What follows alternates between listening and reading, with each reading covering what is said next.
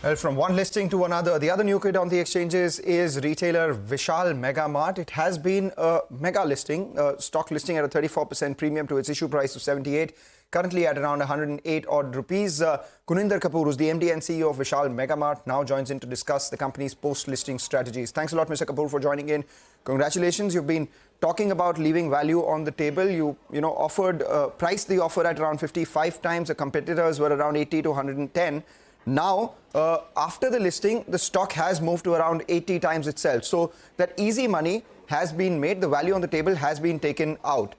What next is the big question. You've been talking about this 24 to 26% growth CAGR over the last 3 years. Can that sustain? That's point number one. And secondly, what are the risks to that growth sustaining? If you could give us a sense of your 3-year growth plans from here on. Thank you very much indeed. Firstly, let me take this opportunity to thank all the new investors who've joined the Vishal family. We are absolutely and deeply grateful to you for your support, and thank you very much. To your question, yes, we are very optimistic about our growth in the future. I think, as you rightly mentioned, our CAGR over the last 3 odd years has been in the ballpark of 26%, and we are tracking well at this moment, and we remain very optimistic about the growth in future. Yeah, I understand you remain optimistic. I just wanted to know what are the risks to this, because while there is a clear sign of growth, there could be some risks if you could foresee some of them. And this 24 to 26% growth band, if you could break that up into new stores and same store sales growth. So let me take that first. About 50% of our growth is coming from same-store sales growth, and the balance is coming from new store openings. And if you were to specifically focus on the risks, of course, we would face the challenges if there are any on the macro front. We've done that in the past also, and that would always be something which is on the agenda. Equally, I would say that to ensure that we are the best offering for our customers and consumers in a very dynamic and fast evolving retail scenario in India would always continue to be a challenge. So yes, the challenges are there as much as any other consumer businesses, but we remain optimistic about the future. All right. Hi, Mr. Kapur. Good morning and good to see you, and congratulations to you as well as the entire team. Very, very nice signs we saw. When you all were all ringing the bell, it appeared you all were pros over there, one after the other, giving the gong a whack. But let's talk about your expansion plans then. What is the geography you're looking at? If you could give us some clarity on that front.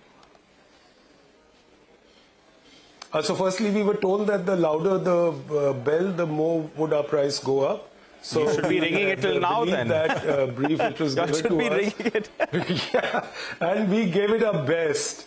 We put everything into it, and I suppose that hypothesis is turning out to be true. So that was good.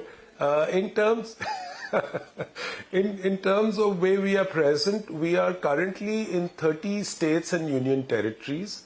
There are 4 states in India where we are not present at the moment in any significant way. These are Kerala, Tamil Nadu, Gujarat and Maharashtra. As we speak, our expansion is happening into Kerala.